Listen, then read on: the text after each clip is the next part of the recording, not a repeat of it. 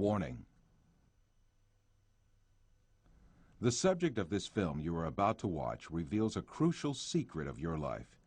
You should watch it very attentively, for it concerns a subject that is liable to make fundamental changes in your outlook on the material world. The content of this film is not just a different approach or a philosophical thought. It is a fact which is also proven by science today.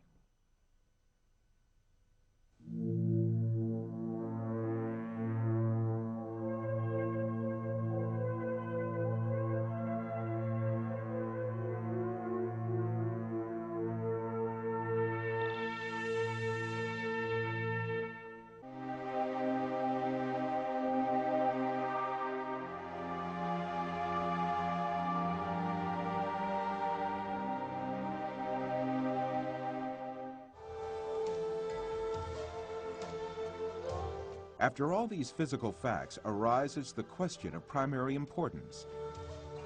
If all physical events that we know are intrinsically perceptions, what about our brain? Since our brain is a matter just like our arms, legs, or any other object, it also must be a perception just like all other objects. An example will illuminate the subject further. Let us think that we extend the nerves reaching our brain and put it outside our head, where we can see it with our eyes. In this case, we would be able to see also our brain and touch it with our fingers. This way, we can understand that our brain is also nothing but a perception formed by the senses of vision and touch. Then, what is the will that sees, hears, and perceives all other senses if it is not the brain? Who is it that sees, hears, touches, and perceives the taste and smell? Who is this being that thinks, reasons, has feelings, and moreover that says, I am me? One of the important thinkers of our age, Karl Popper, also poses the same question. Since the Greeks, philosophers have been thinking about the ghost in the machine, the small man within the small man, etc. Where is I, the person who uses his brain? Who is it that realizes the act of knowing? As St. Francis of Assisi said, what we search for is the one that sees. In fact, this metaphysical being that uses the brain, that sees and feels, is the soul. What we call the material world is the aggregate of perceptions viewed and felt by this soul. Just as the bodies we possess and the material world we see in our dreams have no physical reality, the universe we occupy and the bodies we possess now also have no physical reality. The real absolute being is the soul. Matter consists merely of perceptions viewed by the soul.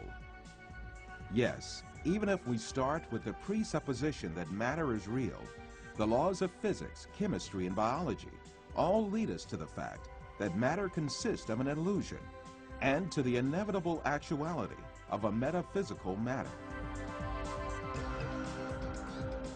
This is the secret beyond matter. This fact is so definite that it alarms some materialist scientists who think matter to be the absolute being.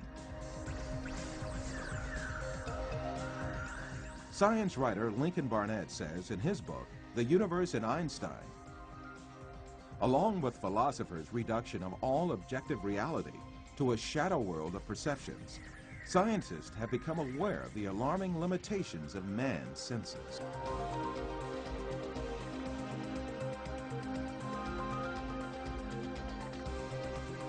All these facts bring us face to face with a very significant question. If the thing we acknowledge to be the material world is merely comprised of perceptions given to our soul, then what is the source of these perceptions? In answering this question, we must consider the fact that matter does not have a self-governing existence by itself, but is a perception. Therefore, this perception must have been caused by another power, which means that it must have been created. Moreover, this creation must be continuous. If there were not a continuous and consistent creation, then what we call matter would disappear and be lost. This may be likened to a television on which a picture is displayed as long as the signal continues to be broadcast. If the broadcast stops, the image on the screen will also disappear.